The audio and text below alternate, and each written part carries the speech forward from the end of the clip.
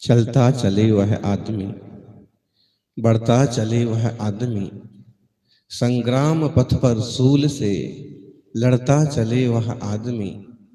है आदमी तो वह कि जिसका धर्म ही संग्राम है, जीवन इसी का नाम है, जीवन इसी का नाम है। अर्जुन सेठी का जीवन इसी ढंग का जीवन था। पंडित अर्जुन लाल सेठी कहते हैं, जयपुर में एक सेठी कॉलोनी भी है जो पंडित अर्जुन लाल सेठी के नाम पर है। लेकिन जितना जो कुछ होना चाहिए वो कुछ भी उनके लिए देश ने नहीं किया। शायद एक विडंबना ही कहिए, किसी महापुरुष के लिए उसका देश ऊपर उठाता है, देश भूल जाए तो पार्टी ऊपर उठाती है, पार्टी भूल जाए तो समाज ऊपर उठाती है, लेकिन जिसे सभी भूल जाएं उसे कौन याद करे? उसे याद करने वाली केसरिया ज्योत नाम की संस्था। और इनकी युवाओं ने अभी जैसा कि घनश्याम जी, डॉक्टर घनश्याम बेनीवाल बता रहे थे आपको, बहुत गहराई की बातें बताई। शायद उन्हें और टाइम दिया जाता तो। और उसके बाद डॉक्टर शिवपाल जी, शिव सिंह जी पालावत, और उसके अमरीश वर्धन, ये तो अर्जुन सेठी के समझ लीजिए, मुझे लगता है कि अवतार तो नहीं हो गया है। और जिस दिन ये वर्धन जी, अजय चौधरी और शिवपाल जी एक दिन आए, उस दिन ये बात हुई। इस विषय पर हमारा काफी समय से चिंतन मंथन चल रहा था कि एक ऐसा क्रांतिकारी हुआ है और जो धर्म के प्रति इतना समर्पित था कि अगर उसे जिन प्रतिमा का दर्शन ना हो तो भोजन ना करे। और उसके उदाहरण है कि जयपुर में ही 6 उपवास उन्हें करना पड़े थे। जयपुर में 5 साल की सजा। जो महाराज माधो सिंह उन्हें अपना प्रधानमंत्री बनाने को तैयार थे, आग्रह कर रहे थे, और उनकी बात को उन्होंने ठुकरा करके कहा था, अभी किसने कहा था ये, कि अगर अर्जुन सेठी नौकरी करेगा तो देश को स्वतंत्र कौन करवाएगा, देश की लड़ाई कौन लड़ेगा।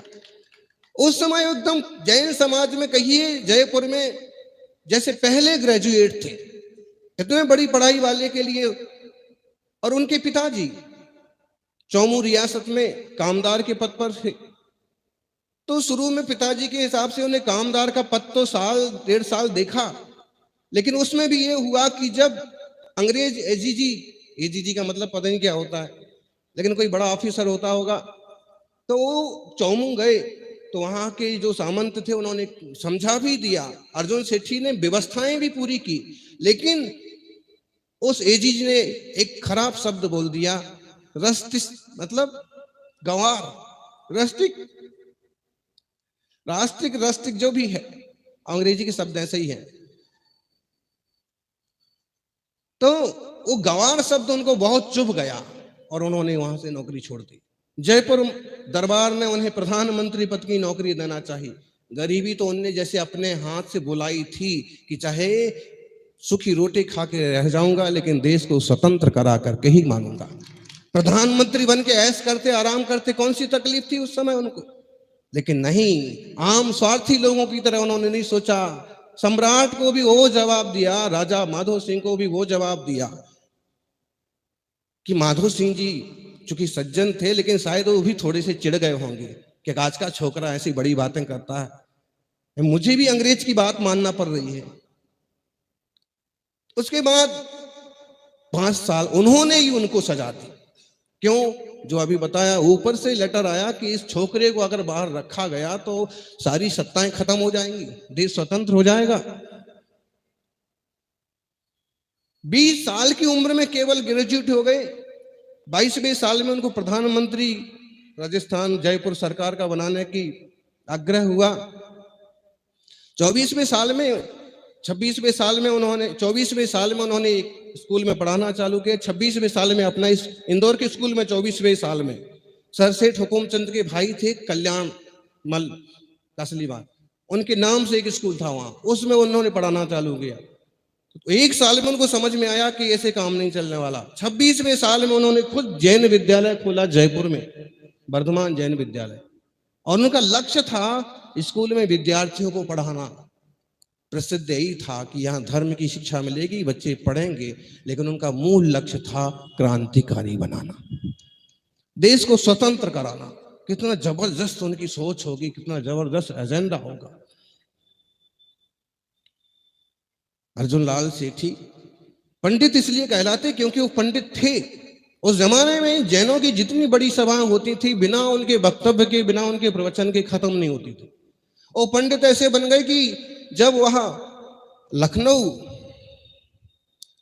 में ब्रह्मचारी शीतल प्रसाद के सानिध्य में आए, वो उस जमाने के जैनों के अच्छे नेता माने जाते थे, तो उन्होंने उन्हें धर्म का भी ज्ञान कराया। और फिर प्रेरणा जब मालूम पड़ा कि इनके विचार क्रांतिकारी हैं, तो उन्होंने प्रेरणा दी राष्ट्रभक्ति में कूदने की, देश सेवा के लिए जीवन समर्पित करने की। उन्होंने स्वीकार किया। अजब गजब जीवन रहा उनका। 9 सितंबर 1880 जन्म तिथि, और 1902 में हो गए ग्रेजुएट, 22 साल में पूरे 1902 में। उसके बाद वर्धमान विद्यालय की स्थापना की, और उसमें सब प्रकार के लोगों को, सब प्रकार के विद्यार्थियों को पढ़ाना, और खासकर क्रांतिकारी बनाना। ये सत्य बातें हैं। मिलाप चंद ददिया की एक किताब हमारे हाथ में आई कि चंद्रशेखर आजाद, ये हमने बहुत पहले एक उदाहरण पढ़ा था, जैन जागरण के दूत अयोध्या प्रसाद गोयली की किताब थी, भारतीय ज्ञानपीठ से छपी थी। वो किताब हमारे को शायद विद्यार्थी अवस्था में कहीं हाथ लगी थी, आज से 30 साल पहले। तब हम इस सोचने में पड़ गए कि चंद्रशेखर आजाद क्यों इनसे, अर्जुन लाल सेठी से सलाह लेने लगे, क्योंकि सिर्फ वो एक ही प्रसंग था, पूरी किताब नहीं थी। तो फिर एक दूसरा प्रसंग पढ़ने को मिला कि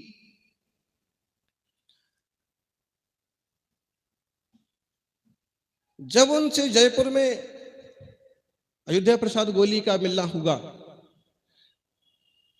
आना हुआ, तो वो अचानक से उन्हें छोड़ करके और अजमेर चले गए, है ना। अजमेर जाकर के और फिर वापस आए तो इन्होंने ये इंतजार ही करते रह गए कि कोई बात बताए नहीं। हुआ अचानक से और चले गए। आके बताया कि तुम सोच रहे होगे कि मैं ऐसे तुम मेहमान बन के आए और मैं तुम्हें छोड़ के यूं चला गया। इसका कारण यह है कि जैसे तुमने देखा होगा कि बाहर अखबार पड़ा था, मैंने अखबार उठा के देखा तो अखबार में लिखा चंद्रशेखर आजाद गिरफ्तार। तो मैं तो सत्य में आ गया, क्योंकि अगर ये बात सत्य होती तो ये तो मेरी नैतिक मृत्यु थी, क्योंकि चंद्रशेखर आजाद को मैंने छुपा रखा था अजमेर में। एक किताब में संस्मरण है। तो जैसे ही मैंने समाचार पढ़ा तो तुम्हें भी कुछ नहीं बताया और मैं यहां से निकल गया। मैं वहां जाकर खोजबीन की, जहां मैंने जो कुछ किया था वो वैसा के वैसा सेटल पाया। और ये बात जरूर थी कि उसी टाइप के दूसरे आदमी को मेरे घर से अंग्रेजों ने पकड़ लिया। तो उन्होंने उसे चंद्रशेखर आजाद, जब मैंने वहां जाके देखा तो चंद्रशेखर आजाद सुरक्षित थे और मैंने उन्हें वापस दूसरी जगह सेटल किया। मैं अब यहां वापस आया हूं, अब तुम अपनी बात बताओ।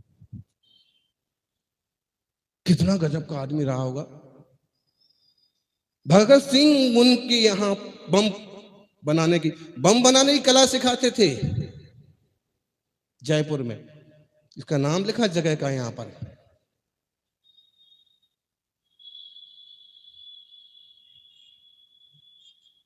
क्रांत मतलब वो नरम दल और गरम दल दो तरह से विभाजन जैसे हो गया था, लेकिन वो एक में एक ऐसे इंसान थे कि नरम दल में भी उतने माननीय थे और गरम दल में भी उतने माननीय थे। सुभाष चंद्र बोस जैसे और भगत सिंह और चंद्रशेखर आजाद और प्रताप सिंह बारठ तो उनके शिष्य थे, खैर केसरी सिंह उनके मित्र थे। ऐसे लोगों से उनके जबरदस्त संबंध क्या दांत काटी रोटी थी, मित्रता थी, क्योंकि सबके विचार एक जैसे हैं और देश को स्वतंत्र कराना है। और उसी लेवल पर गांधी जी, लोकमान्य तिलक जैसे लोग उनके विचारों का सम्मान करते थे, सम्मान देते थे। एक बहुत जबरदस्त छवि उनकी रही। लेकिन ये सब परिवर्तन कैसे हुए, गंभीरता से आप इस किताब को पढ़ेंगे तो कुछ मालूम पड़ेगा। कल प्रवीण चंद्र छावड़ा जी आए थे, उनसे भी बात हुई, तो उन्होंने कहा कि मैं किताब लिखने का मन तो बनाऊं, लेकिन जब तक मुझे उनकी मृत्यु की सही तिथि नहीं मिलती है तब तक मैं हिम्मत नहीं कर पा रहा। इसलिए असली मृत्यु की तिथि नहीं है, और सच्चाई तो यह है कि वे उस वक्त मरे भी हैं कि नहीं मरे, इसका भी कोई पता नहीं। जैसा कि सुभाष चंद्र बोस से उनका संपर्क था, शायद जो सुभाष चंद्र बोस जिस ढंग से गायब हुए उसी ढंग से ये भी गायब हो गए हों तो कौन से आश्चर्य की बात। स्थितियां ऐसी थी, परिस्थितियां वैसी थी, जो भी है। लेकिन इस इंसान की धार्मिकता को आप नजरअंदाज नहीं कर सकते। एक तो पंडित शब्द लगाया जा रहा है, पंडित प्रायः करके ब्राह्मण के आगे लगता है, वो भी शास्त्री कर लें, कोई अच्छे विद्वान हो तो। इनको भी लग रहा था, इसका मतलब है कहीं ना कहीं जैन शास्त्रों के पंडित थे और बड़ी बड़ी सभाओं में जाते थे, तो कितने धार्मिक रहे होंगे। और उनके जो एक दो वक्तव्य मिलते हैं, बड़वानी तीर्थ यात्रा के समय अयोध्या प्रसाद गोयली उनके मित्र थे, उनके साथ उन्होंने एक प्रतिज्ञा की थी कि जिंदगी भर मैं लोगों को जैन धर्म सिखाऊंगा और निरंतर क्रांति के लिए जूझता रहूंगा, देश स्वतंत्रता के लिए अपनी आत्मा शरीर को भी होम दूंगा। ये प्रतिज्ञा उन्होंने की थी। इसका मतलब अहिंसा, सत्य, सब कुछ उन्हें प्यारा था, लेकिन देश की क्रांति, देश की स्वतंत्रता उससे भी ज्यादा प्यारी। क्रांति के बिना शांति नहीं आती है। क्रांतिकारियों ने क्रांति की, नरम दल गरम दल वालों ने देश को स्वतंत्र कराया है, तो आज अपन शांति से बैठ करके धर्म की जात बातें कर पा रहे हैं, मुनियों संतों का विहार, चलना फिरना और प्रवचन सुन पा रहे हैं, वरना सब कुछ मुश्किल था। सौभाग्यशालियों, हमें कृतज्ञ होना चाहिए ऐसे महान लोगों का, शहीदों का, क्रांतिकारियों का। अर्जुन लाल सेठी की पूरी कहानी हमारे लिए तो बहुत वक्त लग सकता है बोलते बोलते, फिर भी इतना समझ ले, इतना सब कुछ होने के बाद आखिर उन्हें भुला क्यों दिया गया। कल जब हमने कहा कि वो तो राजस्थान के पहले मुख्यमंत्री भी हो सकते थे, गांधी के लेवल के आदमी थे, प्रधानमंत्री भी हो सकते थे, तो छावड़ा जी बोले कि राजनीति के कारण से उनको इतने थपेड़े खाना पड़े। हरिभाऊ उपाध्याय है ना, वही चूंकि अच्छे क्रांतिकारी रहे, लेकिन राजनीति, अंदरूनी राजनीति भी कितनी खतरनाक होती है कि जब वो बेल्लूर जेल से छूट करके आए तो एक तो लोकमान्य तिलक ने उनका महाराष्ट्र में स्वागत किया। किसने? उस समय के सबसे बड़े नेता, गांधी जी को भी सिखाने वाले जैसे लोकमान्य तिलक, बहुत सज्जन और गणेश स्थापना के माध्यम से युवाओं की शक्ति को एकत्रित करने का जुनून जलाने वाले।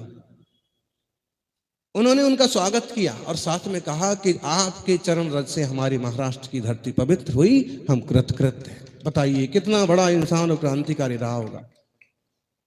उसके बाद जब इंदौर में उनका स्वागत हुआ ना, तो उनकी घोड़ों वाली बग्गी से घोड़े निकाल करके युवाओं ने बग्गी अपने कंधों पर पूरे शहर में घुमाई। उसमें सबसे आगे हरिभाऊ उपाध्याय थे। बाद में वो अंतरंग की राजनीति किस ढंग से काम करती है, बाद में वही हरिभाऊ उपाध्याय और दो चार नेता, चूंकि पीछे नाम तो लेने से क्या पता, अब सभी मर गए, जमनालाल भी रहे हैं, कि उस ढंग से खिंचाई की कि जब कानपुर अधिवेशन में वो सभापति चुन लिए गए, उनकी पूरी उनकी जो अपना ग्रुप था वो राजस्थान कमेटी के लेवल पर आ गया, चुन लिया गया। पहले ये कोशिश की कि चुने ही ना जाएं। कांग्रेस में भी अंतरंग चुनाव होते थे ना कमेटियों के, तो वो चुन लिए गए, सभापति चुन लिए गए राजस्थान के, उनकी पूरी टीम बन गई। लेकिन इन लोगों ने ऐसा उपद्रव कर दिया कि वो चुनाव रद्द करा दिए। इससे उनको बहुत चोट लगी अंतरंग कि हमारे तैयार किए हुए लोग हमको ही मतलब इस ढंग से। बाद में उन्होंने एक दो पत्रों में लिखा भी कि राजनीति में मेरा कोई साथी नहीं है। जो केसरी सिंह बारहट को एक पत्र लिखा, उनको प्रिय बंधु लिखा, उसमें अपनी सारी कुछ समस्याओं का खुलासा भी किया कि तो इस टाइप की समस्याओं से जूझते रहे। इतना स्वागत हुआ। जैन समाज में उनके लिए कहा जाता था अंग्रेजों में लॉर्ड कर्जन और जैनों में लॉर्ड अर्जुन। इतना बड़ा समाज में उनका रुतबा था। फिर आखिर सब कुछ बदल कैसे गया? तो एक तो राजनीति के ढंग से बदली। मुझे तो लगता है ना कहीं गांधी की चुप्पी ने भी इनको पतित करने में बहुत बड़ा, अब क्या बोलने का, बहुत बड़ी भूमिका निभाई कि जब उनके साथ अन्याय हो रहा है उसी मैदान में, उसी चुनाव के, उसी मीटिंग्स के अवसर पर, तो उनमें बड़े नेताओं को बोलना चाहिए ना। वो लिखा अजमेर में बाद में शिविर में बाद में सारे बड़े नेता उनके निवास पर पहुंचे, गांधी जी, नेहरू जी, ऐसे सब बड़े नेताओं के नाम लिखे। और गांधी जी ने कहा कि आपको इतनी सारी चोटें लगी हैं क्योंकि वो सत्याग्रह पर आ गए थे कि जब हम जीत गए, हमारा ग्रुप जीत गया है, तो इसे ही क्यों नहीं आप घोषित कर रहे हैं, रद्द क्यों कर रहे हैं राजस्थान के चुनाव। तो उसको लेकर के उनने सत्याग्रह किया अपने ही लोगों से। तो सेवा दल में जो लोग थे, तो सेवा दल के लोगों ने किसी के इशारे पर, चाहे जमनालाल जी के इशारे पर कहो कि वल्लभ भाई के इशारे पर कहो, उनकी जोर से पिटाई की, घायल हो गए वो सब। घायल होने के बाद फिर गांधी जी गए कि आपको इतनी चोट लगी, आपको इतनी तकलीफ हुई, मैं उपवास करूंगा। तो उनने गांधी जी को तो मना लिया कि आप उपवास मत करिए। उसी अवसर पर गांधी जी ने कहा कि आप तो हमारे गुरु तुल्य हैं। लेकिन तब क्यों चुप्पी रखी जब पिटाई हो रही थी? तो मतलब नीति, राजनीति किस ढंग से खतरनाक ढंग से चलती है। अब तुम उपवास करने की बात, और ये स्वाभाविक है कि अर्जुन सेठी जैसे लोग जो है वो तो कह ही देंगे ना कि उपवास मत करिए। उपवास करना ही गांधी जी को अर्जुन सेठी ने सिखाया था। आप कहोगे कैसे? पहले तो जयपुर में 6 उपवास किए थे और फिर बेल्लूर जेल में 1910 के पहले बेल्लूर जेल में 70 उपवास किए थे। राजनीति में वो उपवास इस रूप में प्रसिद्ध है कि जेल में बंद कैदियों के साथ दुर्व्यवहार किया जाता था, उसके विरोध में 70 उपवास किए थे। लेकिन इसको धार्मिक लोग इस ढंग से बोलते हैं कि 70 दिन तक उन्हें भगवान के दर्शन नहीं हुए थे, इसलिए उन्होंने उपवास किए हैं। और उसमें फिर एक बात सही जोड़ी भी गई कि जब उनके शिष्य महात्मा भगवान दीन मूर्ति लेकर के जेल में उनको दर्शन कराया, उसके बाद उन्होंने उपवास का विसर्जन किया, भोजन किया। और उस ढंग से गांधी जी ने उनके बाद उपवासों को आंदोलन का साधन बनाया। चूंकि गांधी जी की अपनी भूमिका रही है, बड़े ही रहे हैं, उसकी कोई बात नहीं, लेकिन इनका भी रोल देश की स्वतंत्रता में कहीं कोई कम नहीं है। बस उसे भुला दिया गया, ढक दिया गया। और फिर जैनों ने ऐसा क्यों किया? देखो, जाति पाति अस्पृश्यता वगैरह की बातें तब जबरदस्त स्तर पर थी। जब उन्होंने वर्धमान विद्यालय खोला तो लोगों ने खूब दान चालू किया। वर्धमान जैन विद्यालय खोला है, जैनों ने खूब दान दिया, संस्था खड़ी हो गई, टीचर्स खड़े हो गए, सारी चीजें आ गई, सब कुछ हो गया। जब विद्यालय चालू हुआ तो उसमें सबको प्रवेश देने लगे। कोई भी आओ, झाड़ू लगाने वाले हों, मल उठाने वाले हों, कोई भी हों, हम सबको शिक्षा देंगे। कुछ जो पौगापंथी थे उसके विरोध में आ गए कि तुम एक लाइन में सब बच्चों को कैसे बिठा सकते हो। तब तो गजब था ये छुआछूत का। श्री गांधी जी को देखते हैं कि छुआछूत को उन्होंने मिटाया, हरिजन निकालते थे, ये करते थे, लेकिन अर्जुन सेठी का कोई कम रोल थोड़ी है। इससे बड़ा दंड उनको इसका क्या मिलता कि जब उन्होंने एक मुसलमान बच्चे को भी वहां भर्ती कर लिया। प्रताप सिंह बारहट, लोग चारण की कौम को भी तो छोटा ही मानते थे उस जमाने में, ये तो थोड़ी सद्बुद्धि अवाई है। फिर ऐसे लोगों को, फिर उस पर एक मुसलमान को भी ले लिया, तो पूरी समाज उल्टी पड़ गई कि तो उनका बहिष्कार कर दिया, उनके विद्यालय का बहिष्कार कर दिया, उनकी जो दान की पेटियां मंदिरों में रखी थी वो पेटियां खत्म करवा दी। ये हुआ परिणाम कि मतलब ये है कि वो एकदम निस्सहाय जैसे हो गए, उनको जयपुर छोड़ना पड़ा। जयपुर छोड़ करके वो इंदौर गए। साल 6 महीने वहां पढ़ा रहे थे स्कूल में कि अंग्रेजों ने उन्हें गिरफ्तार कर लिया। तब तक एक क्रांति, इस ढेर सारी बातें हैं, घटनाओं में घटनाएं घुसी हुई हैं। सिर्फ एक ही कारण नहीं बना कि जैनों ने बहिष्कार किया, ये तो बहिष्कार का कारण बना ही। दूसरा कारण बना कि जो निमेज हत्याकांड हुआ आरा के पास, किसी धन वाले व्यक्ति को, और सेठी जी की योजना के अनुसार सेठी जी के शिष्यों ने जाकर के इसलिए खत्म किया था कि वो धन हमें मिलेगा तो हम देश की क्रांति में लगाएंगे। उनका मन खराब नहीं था, धन के लिए नहीं उनको मारा। उनको चाहिए था कि मांगने से नहीं दे रहा है तो ऐसे लो, लेकिन वहां धन कुछ मिला नहीं ज्यादा। उल्टा ये हुआ कि उनके प्रिय शिष्य, उसी विद्यालय के 3 जैन विद्यार्थी और दूसरे कमला दत्ता और एक और, ऐसे 5 लोग फंस गए। उसमें मोती चंद जो थे महाराष्ट्र के जैन थे, सहा थे, और शायद वो तो सोलापुर के थे, सोलापुर या फलटन के। तो उनको तो फांसी की सजा हो गई। देवचंद जी भी उसमें थे उनके शिष्यों में, और देवचंद जी, जयचंद, माणिकचंद, ये महाराष्ट्रियन जैन थे, उनके पास क्रांति सीखने ही आए थे। लेकिन जब ये देवचंद ने ये देखा कि देखो मोती चंद ने अपनी जान पर खेल करके भी देश के लिए इतना काम किया, और फंसवाया किसने?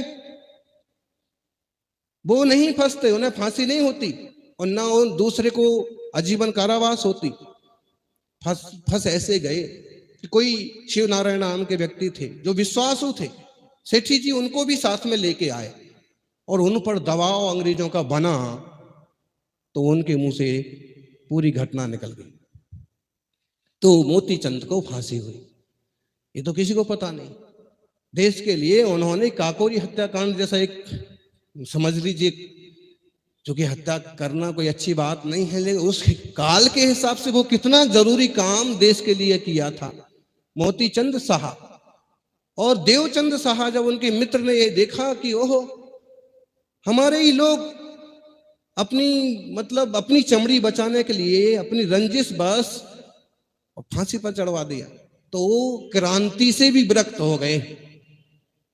गृहस्थी से तो विरक्त थे ही कि मुझे क्रांतिकारी बनना है और यहां सीखने आए, लेकिन क्रांति में जब ये धोखेधड़ी देखी कि मेरे गुरु के साथ ऐसा अन्याय हुआ, मेरे मित्र, मेरे भाई के साथ फांसी पर चढ़वा दिया हमारे ही लोगों ने, तो इस चीज से चिढ़ गए, वो विरक्त हो गए और बैरागी बन करके उन्होंने आचार्य शांति सागर जी से मुनि दीक्षा ली। कमल बाबू, किसने दीक्षा ली?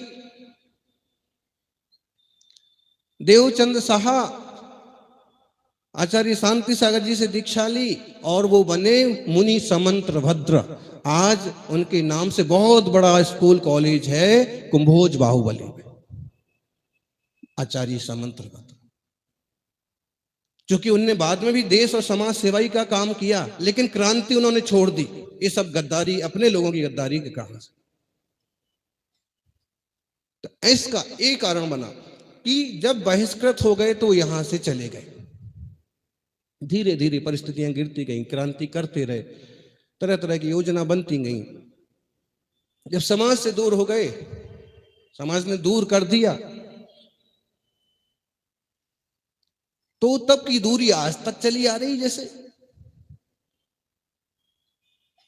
कल जयपुर के लॉयर सुधांशु कासलीवाल, उनको वो भी बैठे, तो हमने उनको कहा कि अब क्या हो सकता है, तो उन्होंने कहा कि महाराज जी वो पीढ़ी ही खत्म हो गई, अब तो नई पीढ़ी खड़े होकर के इसको ठीक ढंग से ले, तो अल्बर्ट हॉल का नाम अर्जुन सिटी हॉल क्यों नहीं हो सकता?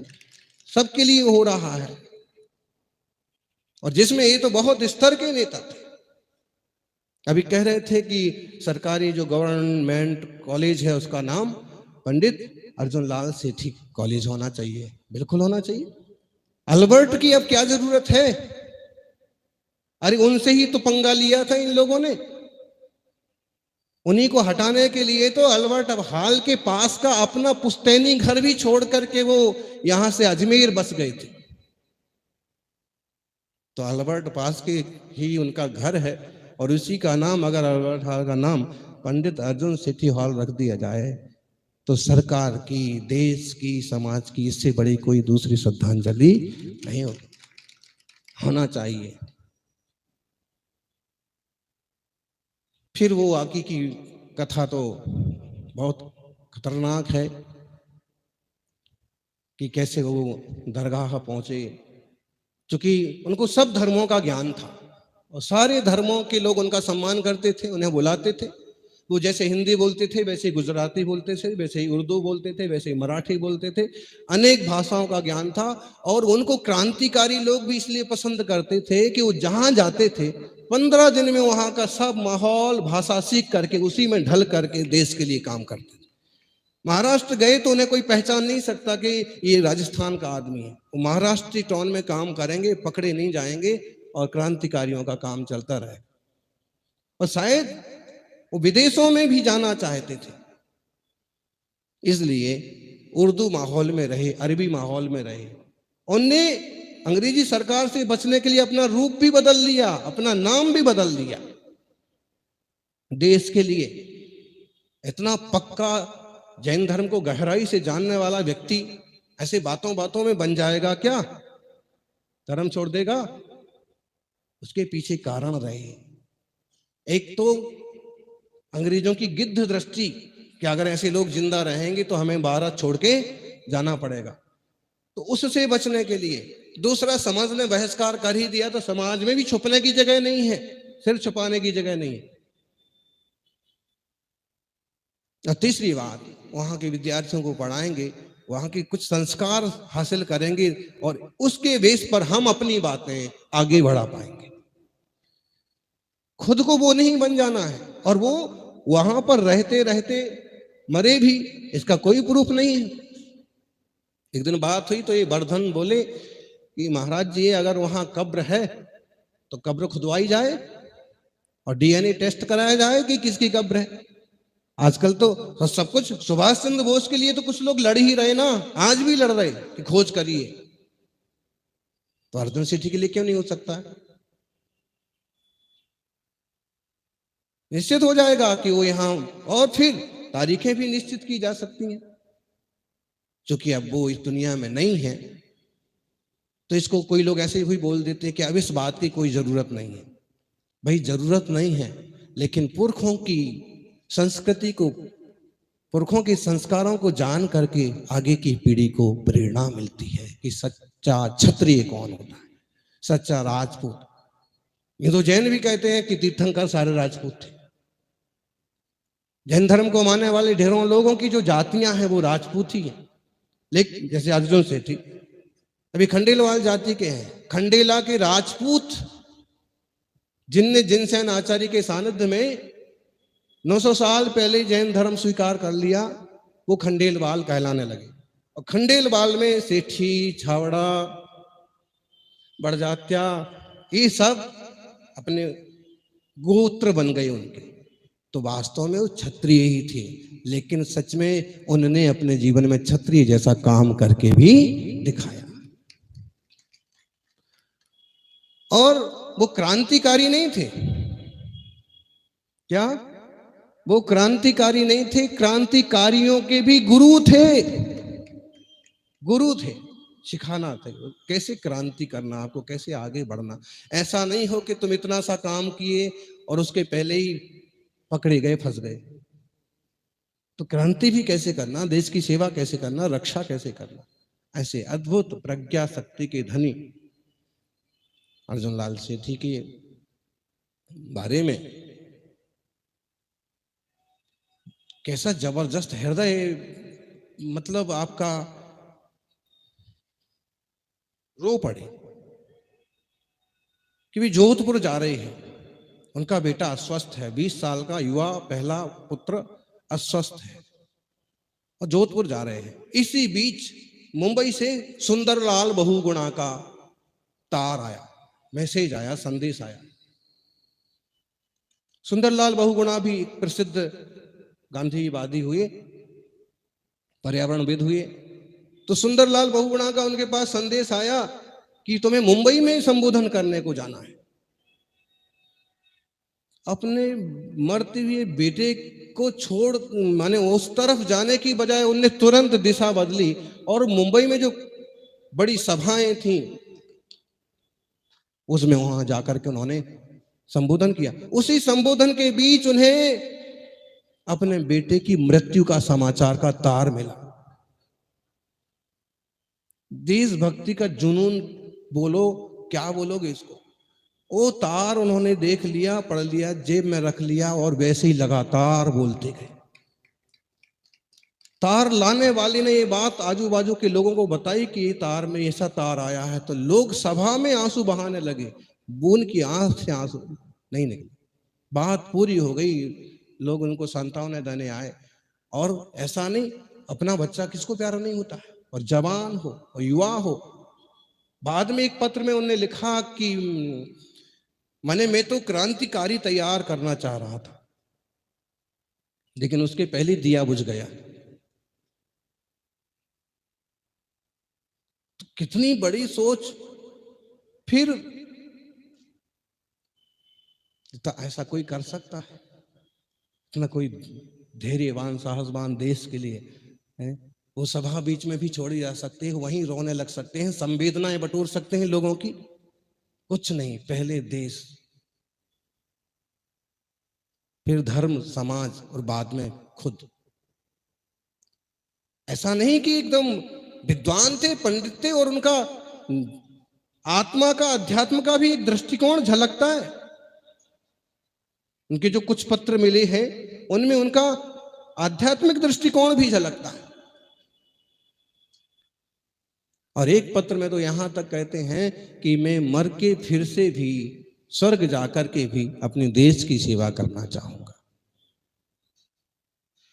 देश दुरुस्त है तो समाज दुरुस्त है, समाज दुरुस्त है तो धर्म दुरुस्त है, धर्म दुरुस्त है तो आपका जीवन दुरुस्त है, और अगर देश दुरुस्त नहीं है तो कुछ भी दुरुस्त नहीं है, सबसे पहले। इसलिए ये जो बुद्धिमान लोग इस टाइप का कुछ उपक्रम करते हैं निस्वार्थ भाव से, उनने निस्वार्थ किया था, लेकिन समाज का कर्तव्य बनता है कि उनके लिए कुछ करे। कमी या खूबी सब में होती है। जो कमी को कमी मानता है वो तलाशता है, और जो कमी को खूबी मानता है वो तराशता है। उस माहौल में वो काम किया। हमने सुना है कि जयपुर में एक अस्पताल का नाम उनके नाम से रखा भी गया था। अब कितनी सच्ची बात है कि कोई अस्पताल का नाम रखा गया था, कौन बोल रहा था? बाद में उसका नाम सैटेलाइट हॉस्पिटल कर दिया। रखना चाहिए। कोकिला जी को भी थोड़ा सा क्रांतिकारी बनना चाहिए, बोलना चाहिए, ऐसे मंचों तक पहुंचना चाहिए, ऐसे लोगों के बीच में जाना। आपको केसरी ज्योत से जुड़ना चाहिए ताकि मातृशक्ति भी इनके साथ जुड़े, और जो आज तक ढके हुए क्रांतिकारी हैं, देश के लिए समर्पित लोग हैं, वो सामने आए। तो देशबंधु चित्तरंजन बंगाल के बहुत बड़े प्रज्ञावंत और क्रांतिकारी थे। उन्होंने कहा था अर्जुन लाल सेठी को कि तुम्हारी राजस्थान में कोई वैल्यू नहीं हो रही है, तुम तो बंगाल में पैदा होते तो देखते कि क्रांतिकारियों की वैल्यू क्या होती है। उस जमाने में उन्होंने कहा था उनसे ही। ऐसे कोटेशंस वगैरह इसमें कुछ है उपलब्ध। और गांधी टोपी का लोग बहुत सम्मान करते हैं, करना चाहिए। आजकल तो जैन पंडितों की फौज कहीं इकट्ठी हो तो गांधी टोपी जरूर लगाते हैं, भले बाहर निकलते ही जेब में रख लें। अर्जुन सेठी भी लगाते थे, और इनके सिर पर भी थोड़ी गांधी टोपी जैसी भी है, लेकिन इसे हम बाल गंगाधर तिलक वाली टोपी भी कह सकते हैं। उनने गांधी टोपी छोड़ दी थी। दो तीन ऐसे जबरदस्त किस्से बने कि गांधी तमाशा देखते रहे और उनकी जबरदस्त फजीती हुई, जबरदस्त अपमान हुआ, पिटाई कर दी। वो जिस लायक है उस पद के लायक जीतने के बाद भी उसको कैंसिल कर दिया। तो इतना फिर चिढ़ गए थे कि उनने गांधी टोपी छोड़ दी थी, गांधी टोपी नहीं बने। एक किस्सा दिया उसका कि अयोध्या प्रसाद गोयली एक फिर कांग्रेस अधिवेशन में इनको लेके गए जबरदस्ती कि आप पधारिए तो सही, सब बुला रहे हैं आपको, गांधी जी का संदेश आया है। गए, लेकिन गांधी टोपी लगा के नहीं गए। उन्होंने क्या किया, उन्होंने दूसरे स्टाइल की टोपी, उस समय की सिपाहियों की स्टाइल की टोपी, अलवर के प्रशासन की सिपाहियों जैसी टोपी पहन रखी थी। तो गोयली जो उनके शिष्य थे उनने वो टोपी छुपा दी और गांधी टोपी उसकी जगह पर रख दी। तो फिर उनने उनको फटकार लगा दी कि क्यों जलील करते हो।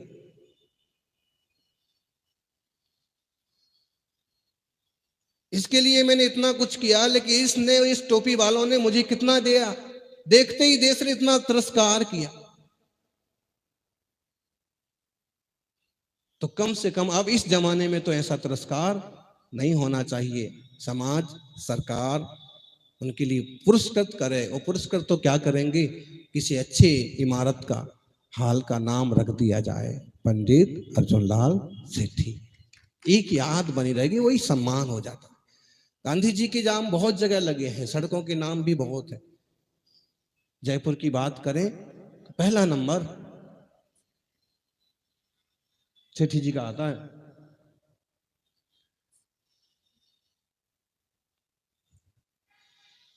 वास्तव में कितना ही धधकता हुआ कोयला हो सिगड़ी का, सिगड़ी, सिगड़ी को क्या बोलते हैं जी राजस्थानी में? सिगड़ी का कितना ही धधकता धधकता और कितना बड़ा कोयला क्यों ना हो, अगर उसे उठा करके बाहर डाल दिया जाए तो कितनी देर तक धधकेगा, कितनी देर तक चलेगा। मुझे लगता है वो ही हाल सेठी जी का होगा।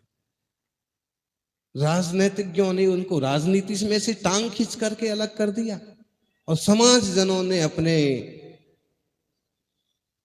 पंथ पराओं के नाम पर उनको अलग कर दिया। तो धधकता हुआ वह अंगारा धीरे धीरे राख में तब्दील हो गया। जरूरत है इस बात को समझा जाए और उन्हें उनका सम्मान वापस दिलाया जाए। नींव की ईंट का अपना महत्व होता है, और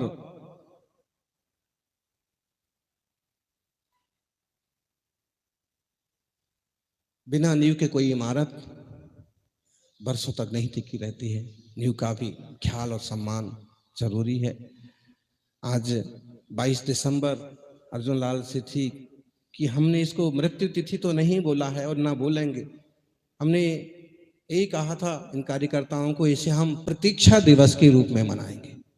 अब भी हम बहुत सारी प्रतीक्षा कर रहे हैं कि एक तो सच्ची तारीख सामने आए, सच्ची बात सामने आए कि कहां दफनाए गए, कहां मुसलमान बन गए, कहां इतना कट्टर आदमी जो गांधी के सामने नहीं झुकता है, सुभाष चंद्र बोस से आंख मिला के बात करता है, और ऐसा निश्चित रूप से उस रूप को धारण करने में, नाम बदलने में भी उनका देश के लिए कोई स्वार्थ छुपा होगा। अगर उन्हें मदरसे में पढ़ाया भी तो उसके पीछे भी उनकी कोई सोच रही होगी।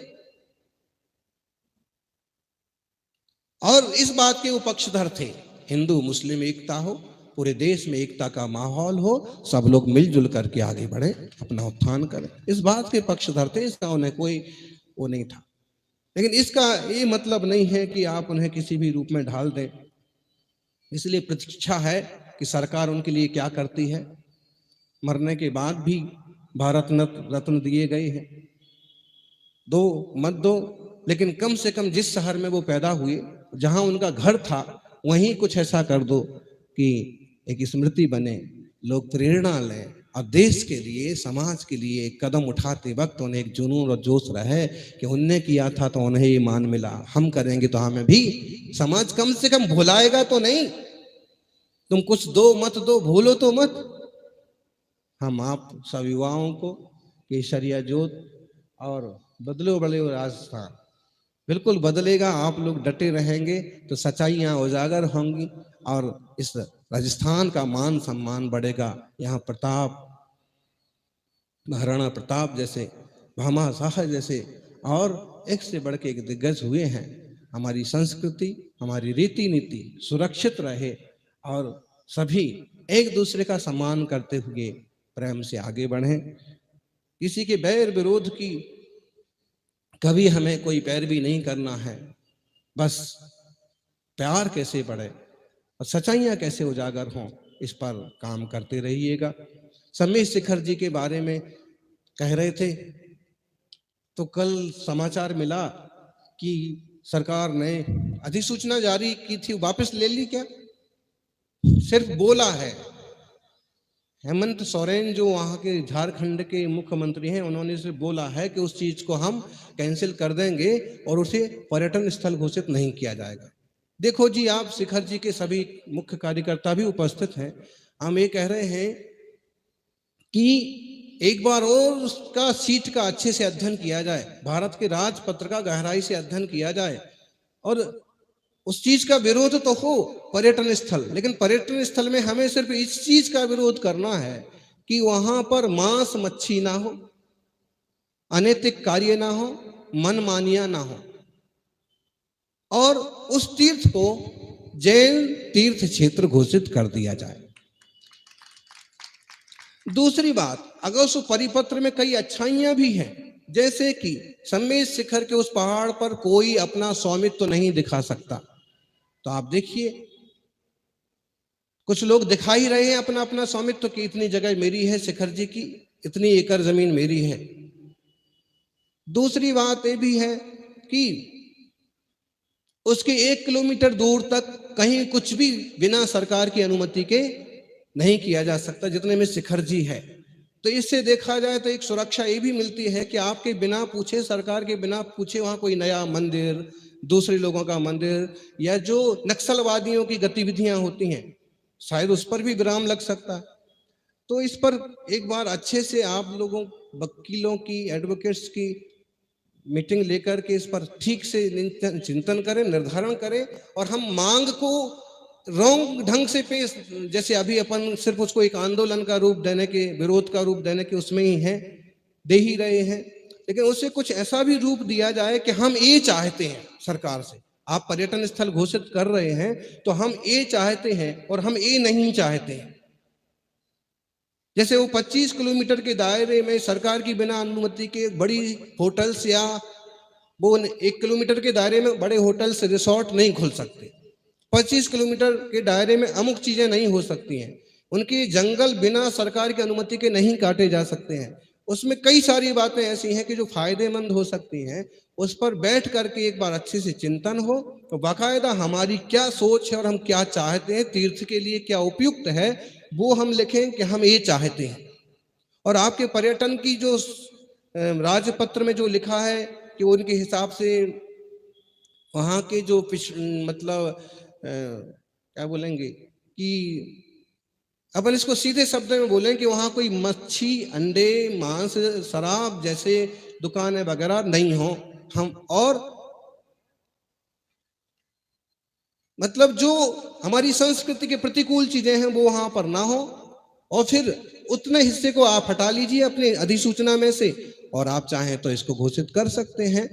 तो इस पर चिंतन होना चाहिए, क्योंकि अगर हमें उससे लाभ हो रहा है कि वहां के पेड़ पौधों की रक्षा होती रहेगी, वहां कोई माइंस नहीं ले पाएगा, वहां कोई खदान नहीं खोद पाएगा, वहां के पत्थर नहीं खोद पाएगा, अगर उसमें रहेगा तो वहां वन्य जीवों को कोई मार नहीं पाएगा, तो एक तरह से वो देखा जाए तो उसके तीर्थ की गरिमा भी बढ़ रही है। जहां तक हमने उसको पढ़ा, उसको एक बार जरूरी है कि 5 एडवोकेट्स, आपके यहाँ बहुत रिटायर्ड जज भी हैं, बैठकर इस पर अच्छे से मंथन करें और एक परिपत्रक तैयार करें और मोदी सरकार को और झारखंड सरकार को दें कि हम ये चाहते हैं, आपका अगर पर्यटन स्थल घोषित करना है तो उसमें ये चीजें हम नहीं चाहते हैं। क्यों जी? अगर सीधे हमें कुछ नहीं चाहिए तो इसमें नुकसान तो नहीं हो रहा है कहीं?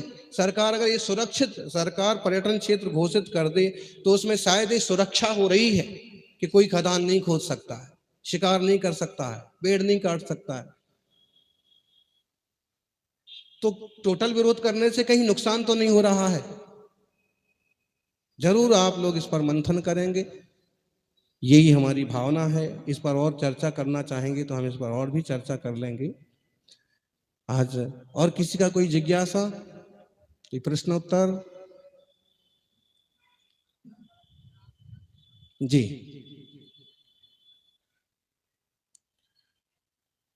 अभी और कोई बोलेंगे?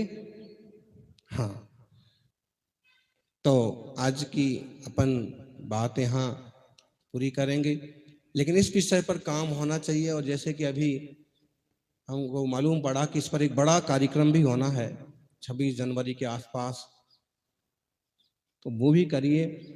और ऐसे क्रांतिकारियों को, संग्राम, स्वतंत्रता संग्राम के पुरोधा अमरचंद बाठिया का भी इस पर एक फोटो लगा हुआ है। अमरचंद बाठिया जो थे, ये झांसी की रानी के बहुत बड़े सहयोगी थे। जैसे भामा शाह ने महाराणा प्रताप को अपना खजाना दे दिया था, अमरचंद बाठिया ने लक्ष्मीबाई को कहा अंग्रेजों से लड़ाई लेना है तो लो, मेरा खजाना आपके लिए समर्पित। और जब ये बात अंग्रेजों को मालूम पड़ी तो उनको फांसी पर लटका दिया था, नीम के पेड़ पर उनके घर के सामने 3 दिन तक लटके रहे थे कि इनने ये धन दिया है। जैन सरावकता होगी। और गोपाल जावल सिंह जी खरवा, राम नारायण चौधरी, गोविंद गुरु, आदिवासियों के उद्धार में भी इनका बड़ा योगदान रहा है। तो और रानी लक्ष्मीबाई का नाम आया तो मुझे एक और संस्मरण कि रानी लक्ष्मीबाई के 250-300 साल पहले मंगलूर में एक और रानी हुई, अभया रानी अब्बक्का चौटा। वहां के नाम ऐसे ही होते हैं, बेंगलुरु के आसपास, मंगलूर के आसपास। उल्लाल उनकी राजधानी थी। मंगलूर तो अभी भी है, मंगलूर के पास ही उल्लाल था। 300 साल पहले उन्होंने रानी लक्ष्मीबाई से, चूंकि उनका भक्त, उनका जो कुटुंब था जिन भक्त भी था, जैन मंदिर भी उनके वहां था, लेकिन उन्होंने 4 बार पुर्तगालियों से युद्ध किया था। झांसी की रानी तो एक युद्ध करते ही ऐसे धोखेबाजी से और शहीद हो गई थी। वो 4 बार युद्ध किया था, आमने सामने की लड़ाई, एक स्त्री होकर के। मुझे लगता है कि लेडीज में कोई फर्स्ट फ्रीडम फाइटर हुआ तो रानी अब्बक्का चौटा। अभी नाम भी नहीं सुना होगा, ये कौन आ गया और कहां से आ गया, अभी इतिहास पढ़ो जो आज, लेकिन वहां चलता है। वहां उनके नाम से स्कूल है, सड़क है, उनकी मूर्ति है, वहां उनके लोकगीत गाए जाते हैं। ऐसे जैसे राजस्थान के लिए कह रहे थे ना कि राजस्थान में पहली बार, राजस्थान में कांग्रेस के पिता कहिए, कांग्रेस को लाने वाले अर्जुन सेठी, कांग्रेस को ही खबर नहीं है। कांग्रेस के मुख्यमंत्री और मंत्रियों का आज के लिए आश्वासन होने के बाद वो भी लापता है। क्योंकि क्रांतिकारी और ऐसे महान लोग किसी पार्टी के नहीं होते हैं, फिर भी किसी किसी का ज्यादा उत्तरदायित्व तो बनता है। अगर आपके अपने पिताजी हैं तो उस पर थोड़ा, जैनों का इस पर ज्यादा उत्तर, मेरे को लगता है कि आप लोग जितना कर रहे, अगर उतना जैनवा भी जुड़ जाएं तो इनसे संबंधित कोई भी काम अधूरे नहीं रहे। आप जो चाहें वो नाम लग जाएं, वो काम हो जाए। कर्तव्य तो बनता है, दायित्व तो बनता है। निश्चित रूप से आप लोग सफल होंगे। अभया रानी अब्बक का चौटा का एक संस्मरण है, वो भी हम आपको बाद में पेश करेंगे, दे देंगे। 4 बार पुर्तगाली भारत में नहीं घुस पाए, वो गोवा में अटक के रह गए। क्यों? वो रानी के कारण से। वो मंगलूर तरफ से आक्रमण करते थे, वो 4 बार हारे। और 5वीं बार क्या हुआ, किसी बात से उनके पति नाराज थे, उन्हीं के अपने पति नाराज थे। वो पति की गद्दारी से, आपको दोस्त गद्दार मिल जाएंगे, आपका शिष्य गद्दार मिल जाएगा, लेकिन उनका तो घर वाला गद्दार निकला। मतलब हाँ, कि वो एक तो उनकी पावर भी बहुत हो गई रानी की, किसी बात पर उनके आपस में बिगाड़ हो गया तो उन्होंने फिर उन रानी का बंदी बनाया। उसके बाद मंगलूर गोवा तरफ कब्जा हुआ था पुर्तगालियों का। चूंकि एक बड़ी जहाज शिप का नाम भी उनके नाम से सरकार ने रखा है पिछले सालों में, क्योंकि मंगलूर जो है समुद्री इलाका है, और समुद्री इलाके से उनकी,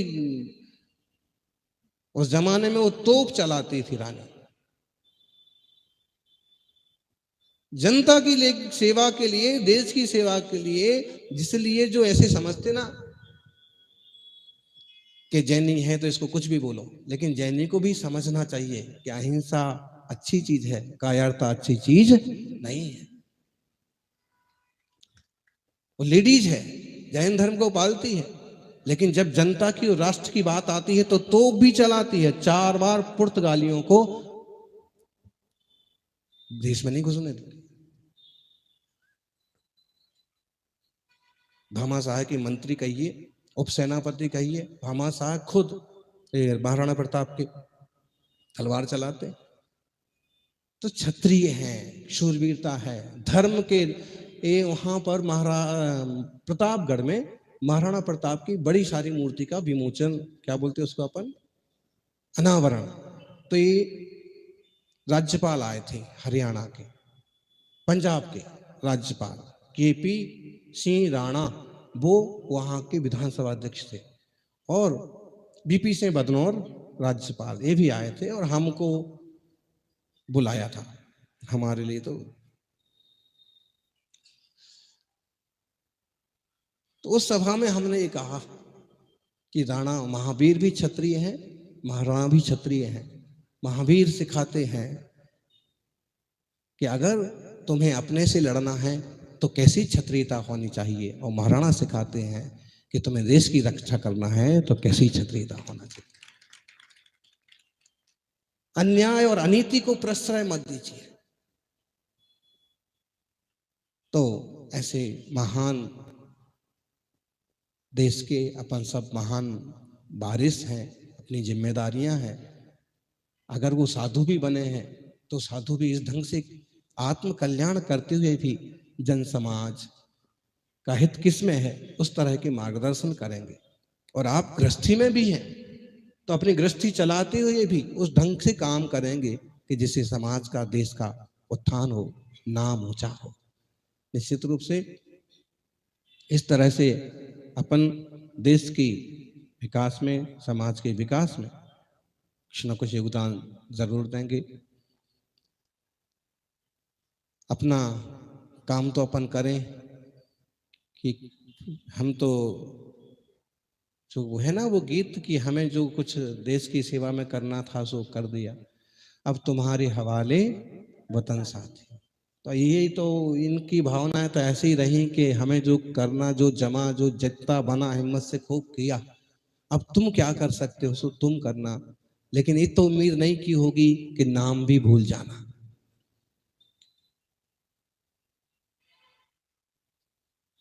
बेनीवाल जी और आप लोग इस पर एक अच्छी सी किताब, चाहे डंडिया जी की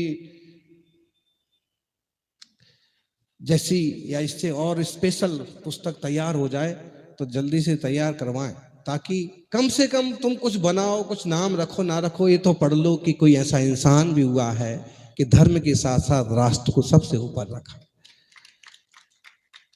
आज अपन यहीं विराम करेंगे। जय बोलिए 24 तीर्थंकर भगवान की। बोलिए परम पूज्य 108 आचार्य श्री सुनील सागर जी महाराज की। अभी